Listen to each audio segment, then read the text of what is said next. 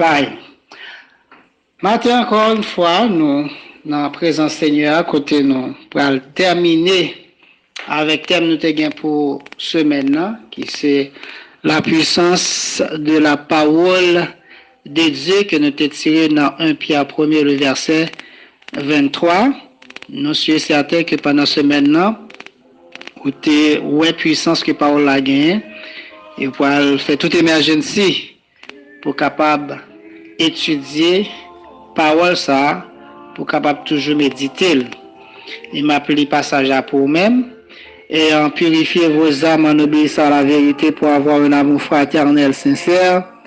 Aimez-vous ardemment les uns les autres de tout votre cœur, puisque vous avez été régénérés non par une semence incorruptible, mais par une semence corruptible, par la parole vivante et permanente de Dieu. Donc nous te purifier, nous purifier, qu'il est nous purifier. C'est lorsque nous obéissons avec vérité par un amour fraternel sincère. Donc la Bible dit pour nous aimer, frère nous, envers l'autre avec tout cœur nous. Il dit c'est parce que nous t'es régénérés, la régénération, nous connaissons très bien, la régénération c'est la nouvelle naissance, c'est naître d'en haut. Donc c'est pas un germe qui est capable de mourir, mais par un germe qui ne peut pas mourir, qui c'est la parole vivante et permanente de Dieu. Ça c'est verset 23. Par une parole vivante et permanente de Dieu. Et c'est dans l'optique ça nous a tiré thème là qui c'est la puissance de la parole. Nous t'ai fait un pile parler ensemble avec concernant puissance parole la gagner. Et nous te montré que toute bagarre est créée c'est par la parole. Nous prouvons que la parole là même c'est seul bagage qui est capable de faire distinction entre pensée et sentiment, entre jointure avec moelle et entre âme avec l'esprit. Nous te montrons que la parole ou pas dit avec bouche selon Proverbe 18 le verset 21, parole là à suivre. Donc chaque fois où vous pour lancer une parole envers une famille ou bien un ami, c'est une parole de bénédiction. Parce que la parole a dit la mort et la vie, li dans bouche nous. Soit reméant ou à manger. Si c'est la mort, c'est malédiction, ou à lancer des petits tout, donc malédiction absolue. Si c'est bénédiction, bénédiction absolue.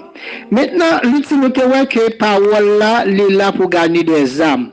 Nous avons la parole là, est là pour permettre pour capable mener une vie de sanctification. Une vie droite envers l'éternel.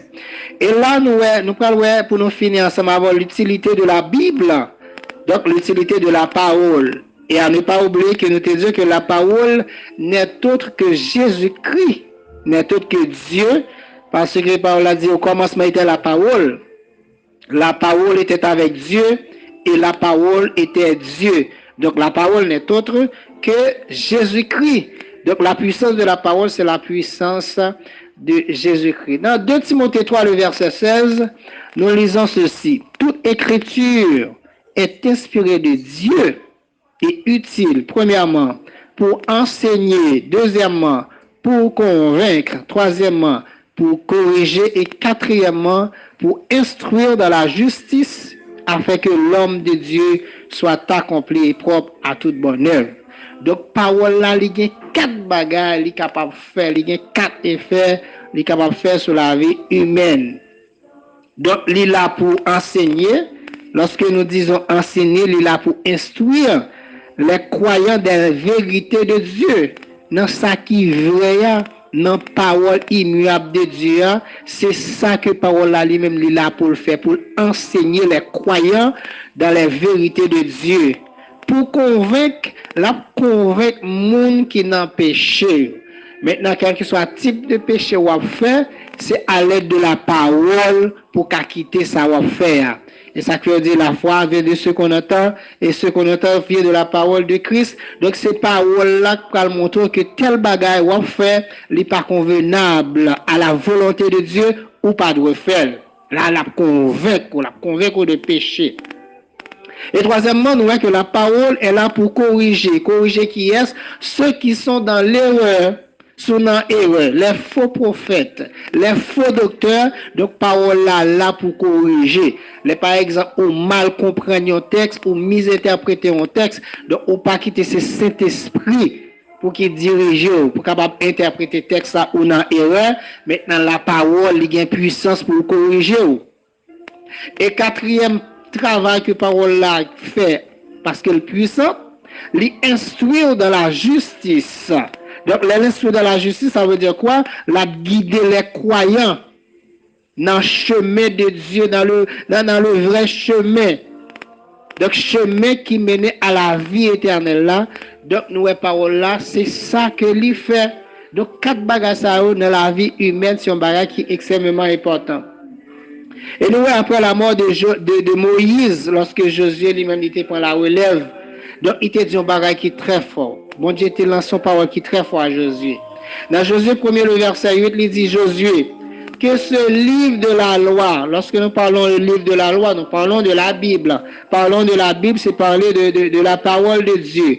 Parler de la parole de Dieu, c'est parler de Jésus-Christ. Que ce livre de la loi ne s'éloigne point de ta bouche. Ça veut dire tout ça qu'on dit à bouche, c'est de la parole de Dieu, son parole pour qu'il sanctifie, son parole pour qu'il édifie, son parole pour qu'il exhorte dans la justice. Et deuxième parole, il dit Josué, médite le jour et nuit. Matin, midi et soir, méditez parole là. Et bon Dieu fait nous grâce, il mettait au ministère dans le monde évangélique là qui s'est étendu FM. Ou toujours tendez des méditations, ou toujours tendez des prières, ou toujours tendez des messages. Méditez parole là jour et nuit. Et c'est dans la méditation jour et nuit parole là dans mer, ou agir fidèlement selon tout ça qui est écrit. Et ensuite, il dit Josué que c'est alors que tu auras du succès dans tes entreprises, c'est alors que tu réussiras. Qui leur a fait succès dans l'entreprise? Qui leur a réussi dans tout ça qu'on fait, peu importe décision, initiative ou prend, qui leur a réussi, qui leur a fait succès, c'est le ou livre de la loi, c'est la Bible, la parole, bon Dieu, matin, midi et soir, ou à méditer. Frère Maxime, je souhaite pendant ce maintenant que mon Dieu passe avec nous l'autre niveau, dans l'autre dimension pour la compréhension de sa parole. Nous voyons dans Matthieu 8, le verset 8, pour nous terminer ensemble avant, nous voyons comment, lorsque Jésus-Christ est descendu dans ce montant-là, tu as une grande foule qui t'a suivi. Voici, tu as un lépreux qui a approché de lui-même, il prosterné. Il dit, Seigneur, il lance son parole, Seigneur, si vous voulez, ou capable de faire une vie pure. Ça, c'est une parole d'un homme. Mais l'Éternel lui-même l'entendait. Il n'est pas trop courte pour l'entendre, ni trop longue. Maintenant, l'entendait, l'entend, mais il touchait, il dit, il lance son parole. Parce que la parole de Jésus-Christ a une force. Il dit, je le veux, sois pur. Aussitôt, il fut purifié de sa lèvre. Et nous, le centenier répond à Seigneur, il dit, moi, pas digne pour t'entrer dans la caille, moi. Il te bien conscience. Mais il dit seulement, dit un mot. Parce qu'il connaît un mot, Jésus a dit, la bien en pile puissance. Amis de partout, Paul a tellement de puissance, il est capable de changer, il est capable de nettoyer, il est capable de sanctifier dans toute intégralité, que ce soit l'esprit, que ce soit l'âme, que ce soit le corps, il est capable de nettoyer complètement, retirer tout ça qui n'est pas bon, tout ça qui n'est pas conforme à la volonté de Dieu. Donc, là, nous dit la puissance de la parole, c'est dire la puissance de Jésus-Christ. Parce que parole là, pas l'autre bagaille que Jésus-Christ.